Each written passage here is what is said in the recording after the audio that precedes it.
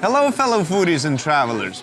Are you ready for Barcelona? I've been in the city for the whole week, traveling, meeting with the locals, just to get to know the best dishes and where to eat them.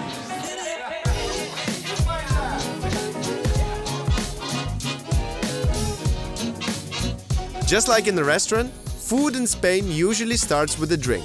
Sangria, vermouth, tinto de verano, cava. The liquid choice is yours. Even though Spain is almost synonymous with sangria, our first pick is tinto de verano. But what do locals say? Hey, I am Edwin in Barcelona. Tinto de verano. It's really easy. You only mix the vino tinto and the lemon soda. Mix and go. Whether you're looking for breakfast, dessert, or an afternoon snack, sugar churros and hot chocolate would be a traditional choice. Satisfy your sugar cravings in our favorite little churreria Petriciol in Gothic neighborhood. We are in Pintxos Street. It's actually the first pedestrian street in Barcelona. It's mostly known as a chocolate street, and it's the best place to try churros with chocolate. Pintxos and tapas, tapas and Pintxos. The medium that brings drinks and fruitful conversations together. They're like small versions of main dish that you can consume in a bite or two. Pick them one by one, fill the whole table, and have yourself a nice full dinner. For a more rustic feeling, visit La Tinaja in Born Barrio and try their crusty make-yourself tomato bread and Cuban sausages flambéed in rum.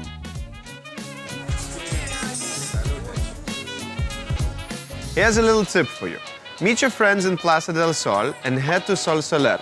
Here you'll get the best patatas bravas in town, good tinto de verano, and you'll be in the hippest neighborhood in Barcelona, Gracia. Whoop. So what I'm holding in my hands is another dish you should definitely try here in Barcelona. It's Gazpacho, a great summer dish, not a soup.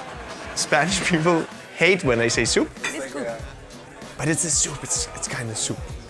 So find yourself a friendly local. I just did that. She's Penelope, a Mexican artist living here in Barcelona, and I'm lucky enough to stand in her balcony now, which is in Barceloneta, one of the coolest neighborhoods in Barcelonian Beach.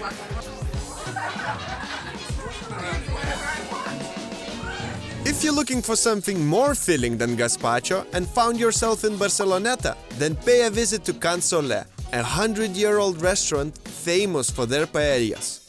Though we recommend you try Fideua, a similar dish where rice is replaced with pasta. That crunchy crust and the medium weight makes it an ideal dish for staying energetic while exploring the city. And what about seafood?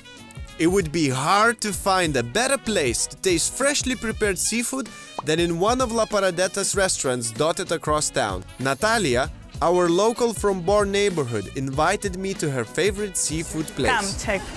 Here you can see they have the seafood there. It's like a market. You choose what you want to have, they weigh it, they charge you, and then they give you the table. And what's your recommendation? My favorite here is the octopus. Let's try it. You want to try it? Yes, Let's yes, go. yes. Would you like to try more dishes prepared in that big paella pan? You're in luck. This time, ask for Arroz negro. It's the ink of a squid that makes this dish black and intensifies seafood flavor. For an appetizing Arroz negro, pay a visit to Arroceria Xàtiva in the hipster Gracia neighborhood.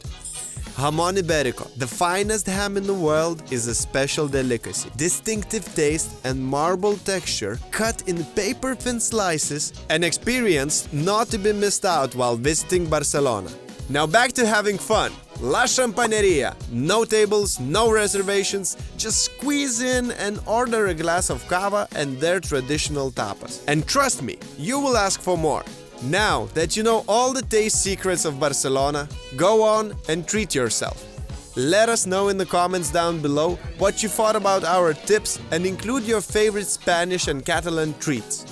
And as Spanish say, full belly and a happy heart. Adeu!